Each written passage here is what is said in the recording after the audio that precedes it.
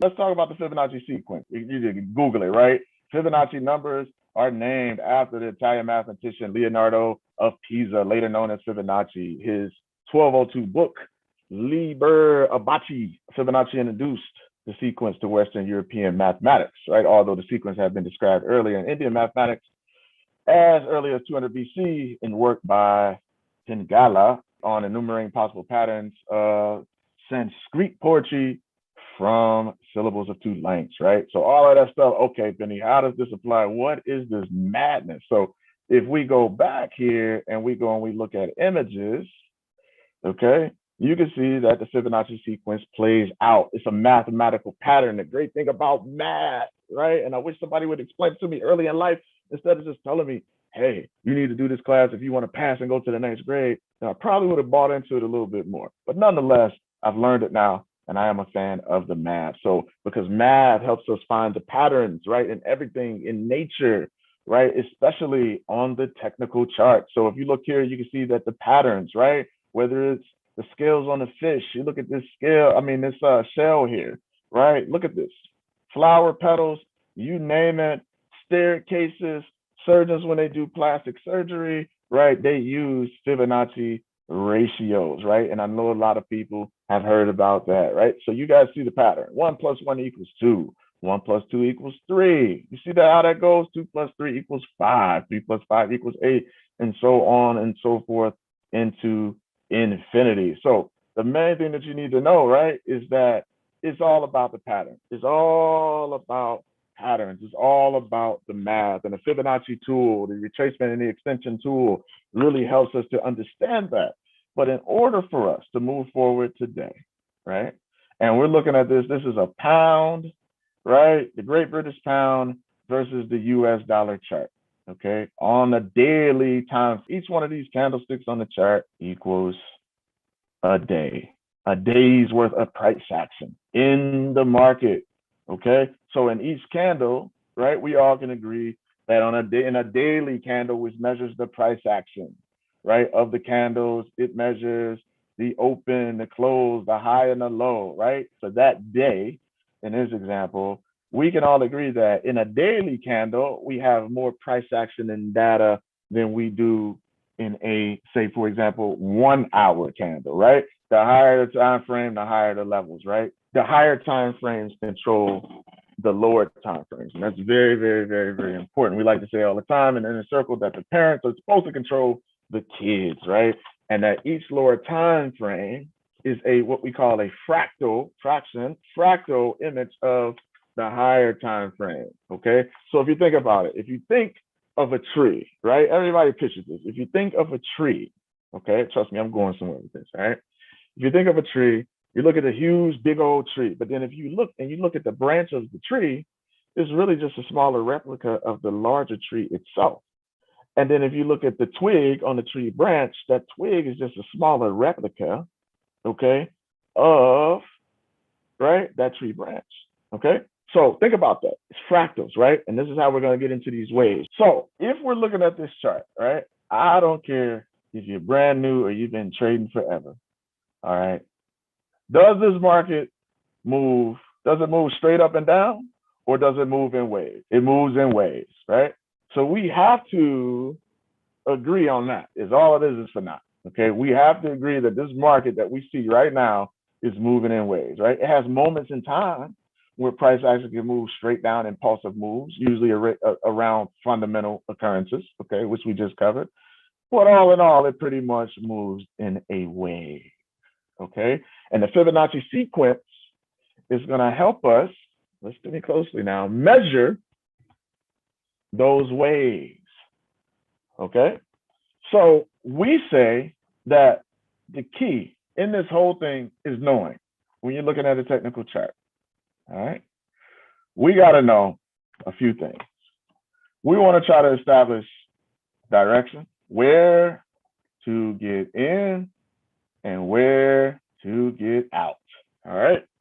And the Fibonacci sequence and the way we use it helps us to measure all of that. So Benny, why do we use that, right? Because it helps us with our direction, where to get in and where to get out, in addition to right? We like saying that the fibs are the tuxedo on the price action, because at the end of the day, right, it's really fundamentally at its core about support and resistance, right? And understanding, right? So let's work through this. So if we all agree that the market moves in waves, but we say that this market moves in ABCD waves, like so, like this, in an uptrend, okay? And we say that in a downtrend, it does the same thing in the opposite direction, like so, okay? It moves in waves, right? Now, this is clean. This is an example, right? Okay. But at the end of the day, we can see that it moves in waves. And we say that it moves in ABCD waves.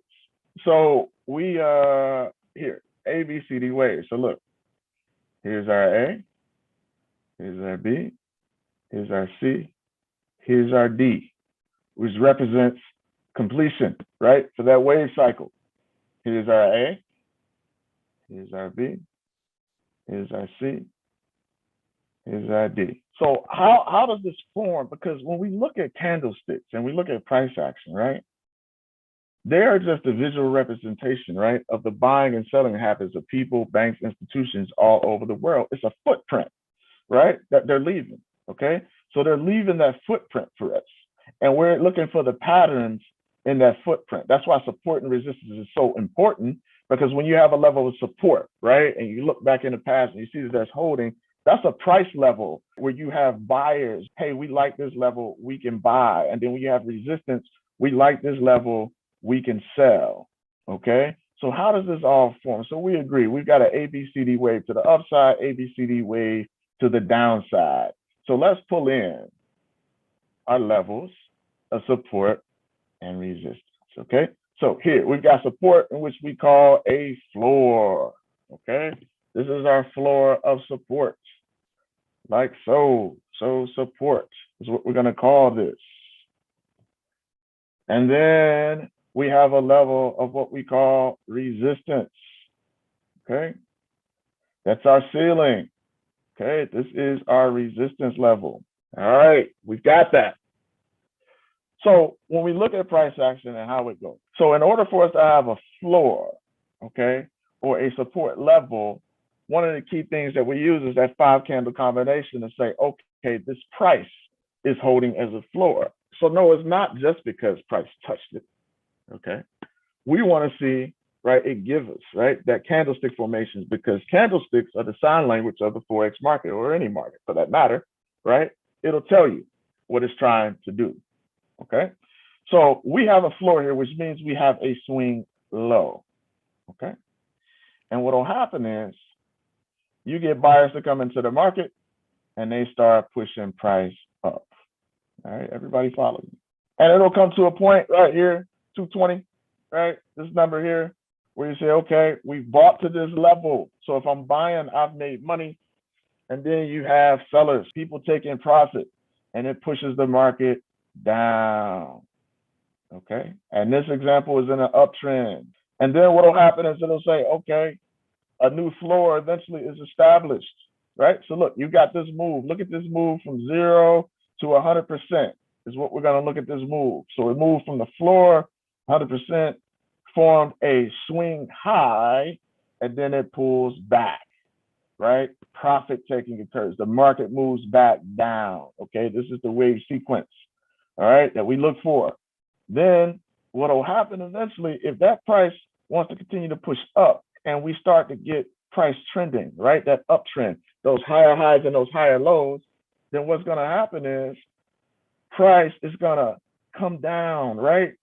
A certain percentage, okay? And you all will see where we're going, and it'll create a new floor. And they'll say, all right, well, it's not as low as that last price, but this is a good price to start buying again. And it'll form a what? Another swing low, which is why this is important. So if it forms another swing low in the zone, that's forming another what? Support level, okay? So now we've got this new level of support because it formed a swing low. So we've got support at some level, at some point in time, okay? If the uptrend is going to stay intact, it's going to create a low within this price move that it made from this 0 to 100% move is going to create a low. And then what'll happen is people will start buying again. And the price pushes up. It'll break this level of resistance. And this is what we call our push zone. And it pushes to, right, what we call an extension level, which in essence is going to form eventually another form of resistance, another ceiling of sorts. So we've got these levels. So what you can do, right, is we say, hey, you need to know direction, where to get in and where to get out. So if we go to the dealership, do we want to buy the car at the highest price or the lowest price possible? At the lowest. If I have something that I want to sell, if I had a car that I wanted to sell, a vintage car, do I want to sell it at the highest price or do I want to sell it at the lowest price? All right, so we all get this basic economic concept. All right, buy low, sell high. In this example, in an uptrend, we can measure these moves. So this move here, this A to B move, A to B, C to D, we can measure this, right? So if price action move from A to B, we don't necessarily want to buy it at this level. We want to wait for it to come back down low as possible for us to buy it again, right? Because that's a high price in the market. So we want to figure out, well, how do we take advantage of this?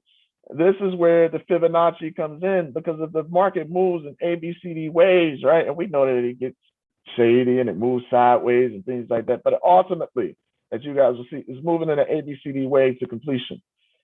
So if we want to be able to take advantage of this, how do I take advantage of this pattern, keyword, that is occurring in the market?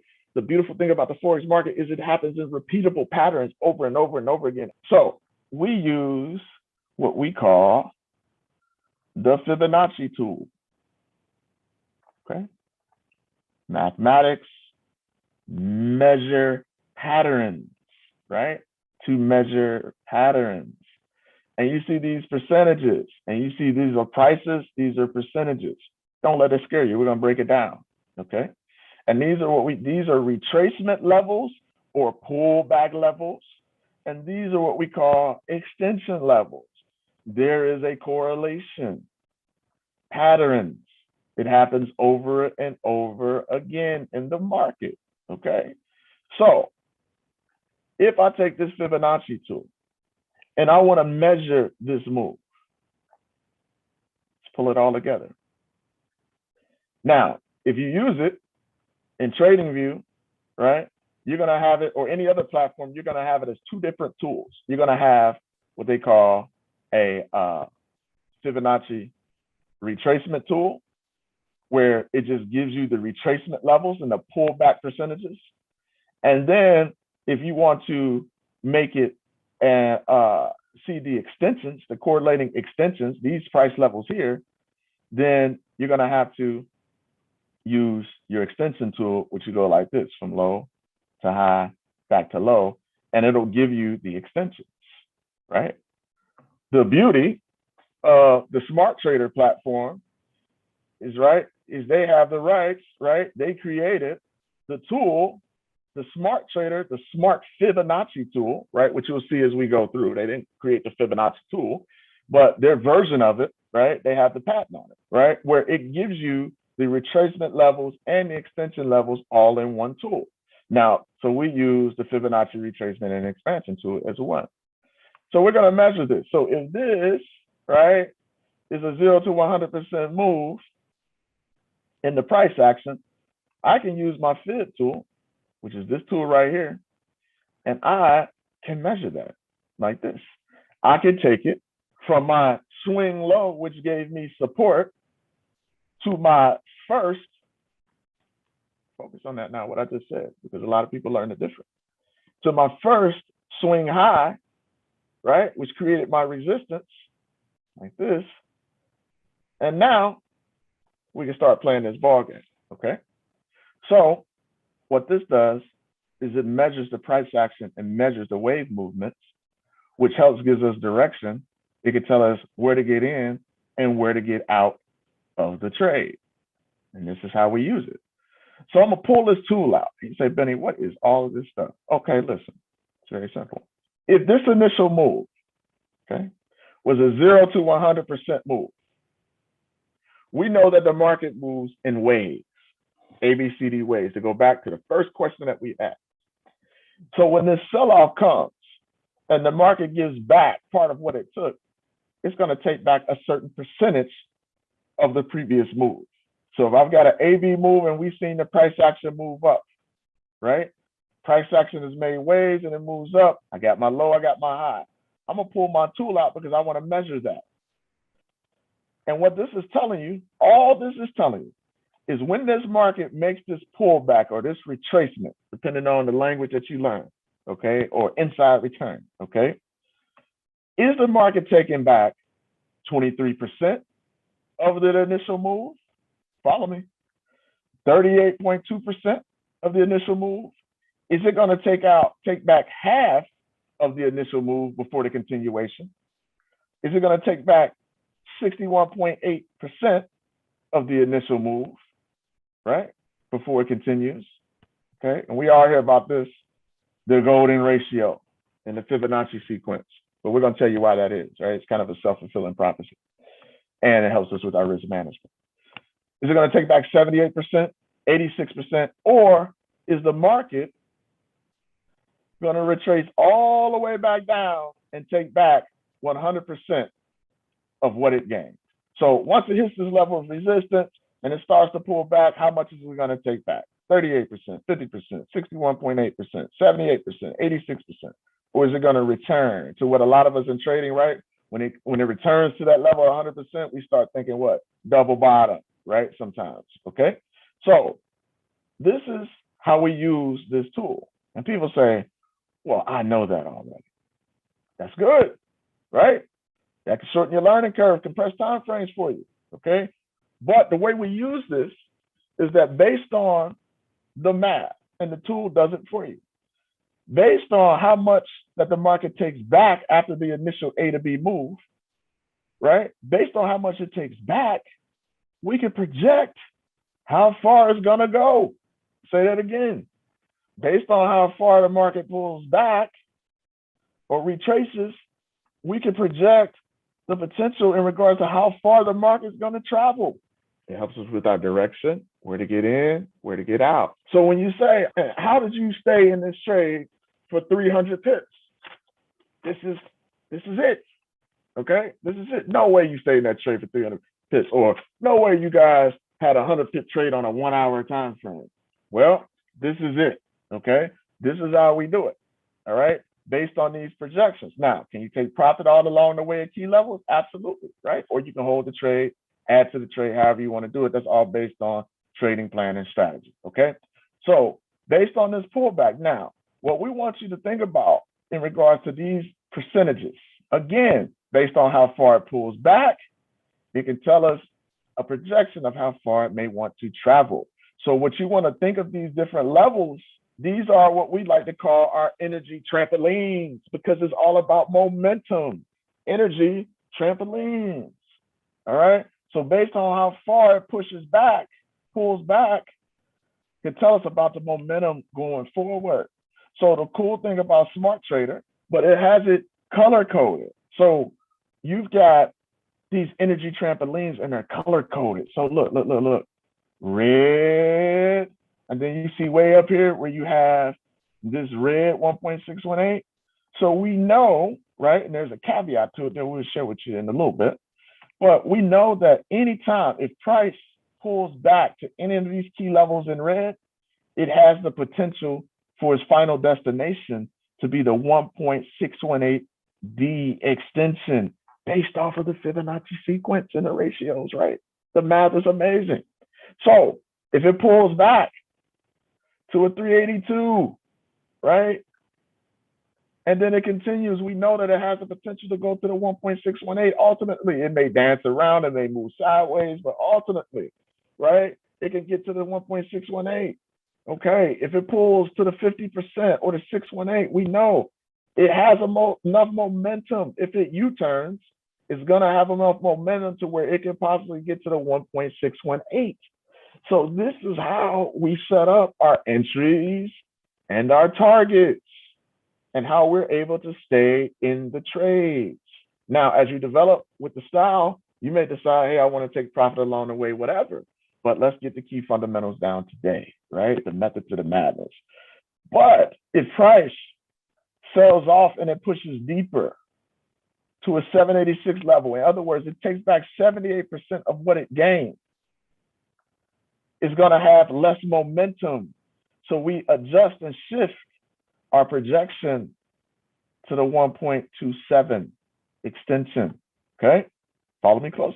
If we get a deeper retracement and it takes back 86% of what it gained, then we adjust our TP level to the 1.18D extension because it's going to have less momentum. Now, does this happen all the time? No, but it happens a ton of times, right? Does sometimes the momentum get so strong on a pair fundamentally that it just, boom, blows through all projections? That's cool, right?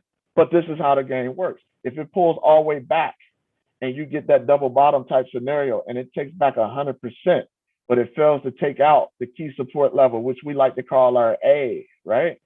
Then you project that it's going to have enough momentum to take you to the top of the B boundary. Okay, so look, so Benny, how does this all tie in together? Once we have an AB boundary, that is concrete. It doesn't move. The only thing that can float is our C, and our C is our lowest point within the AB boundary. Write that down. Your C is going to be your lowest point within the AB boundary prior to price reversing, okay?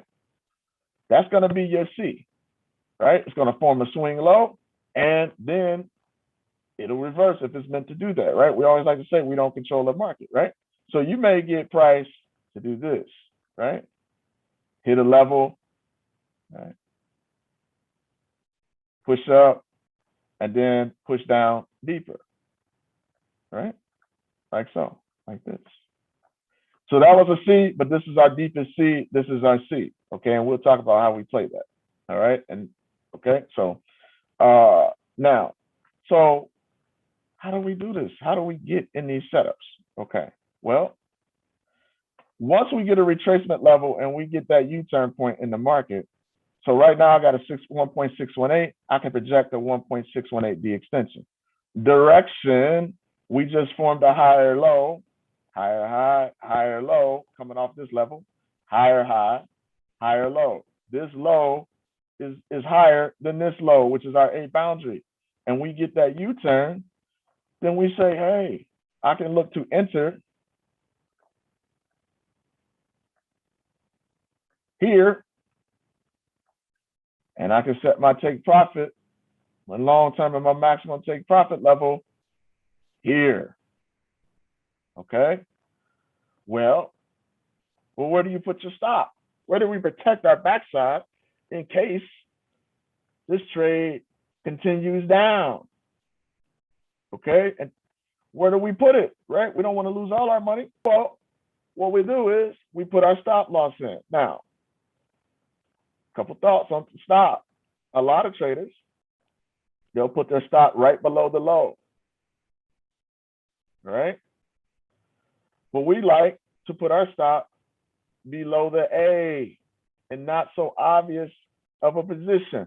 Well, Vinny, a wider stop loss, right? A lot of stop loss, I won't be able to trade as much money. That's right. So we either got to find a way to get you more money in your account, okay? Or you're going to have to lower that lot size. All right, give you trade room. Or if you put it here underneath a low of support, be willing to live and stomach with the losses, right? That you're going to take because you want a higher risk to reward, right?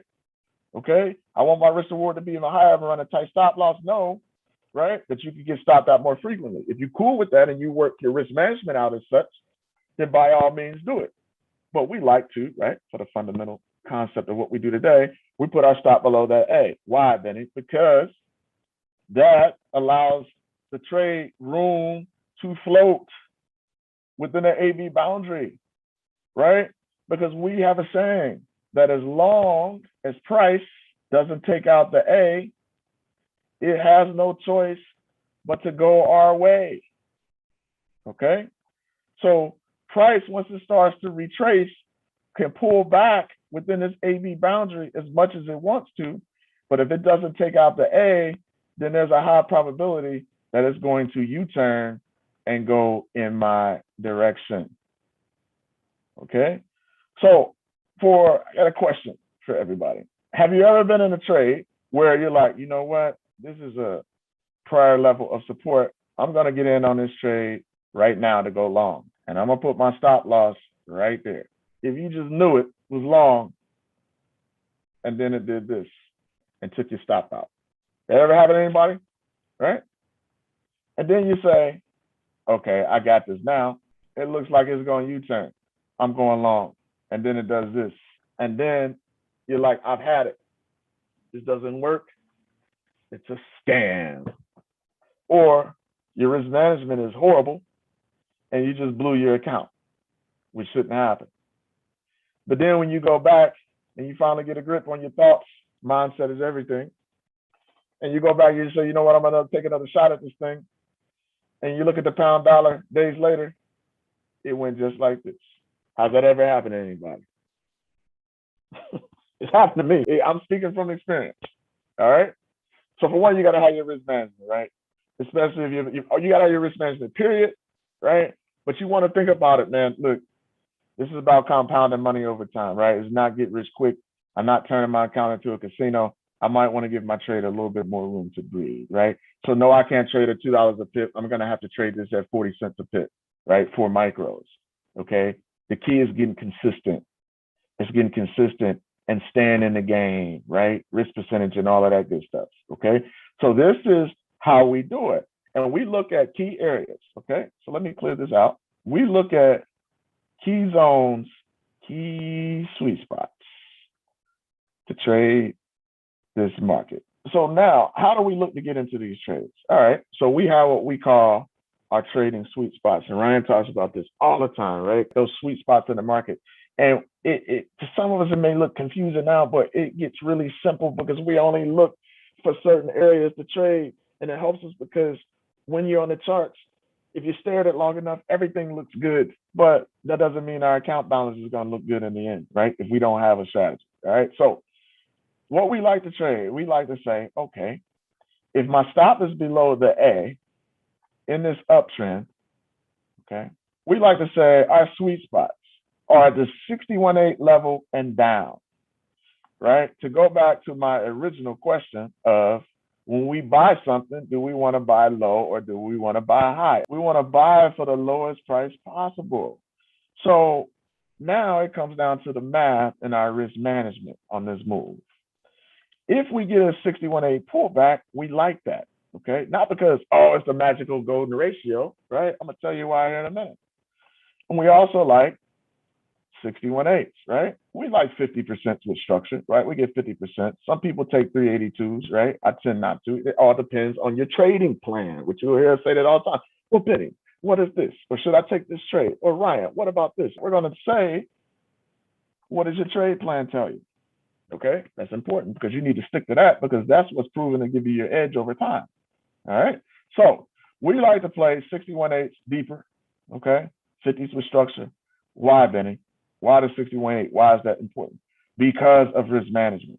If this is a 0 to 100% move, we like for the market to take back 61.8% or deeper before we get involved with the trade because we want to put our stop loss out of the way and we want to put it below the A. Okay, so let me help you guys. We're just going to draw some boxes. So if I put my stop loss below this level and I take a trade at a 382, so I take the trade at my 382 and I put the stop loss below the A. And my projected, the extension is the 1.618. Follow me, okay? If I put my stop loss below the A, here's my risk in red. So I'm risking, this is a daily chart, okay, just to remind everybody. So I'm risking over 2,500 pips for a reward, 3,700 pips. Okay, okay, all right. But if I wait for that trade to get deeper, look at my risk versus my reward, it increases, right? My reward increases. Look at that. Does everybody see that? If I wait for the deeper retracement level, my reward is a lot higher, right? So when you hear all the time, we talk about 2 to 1s, 3 to 1s, all of this stuff.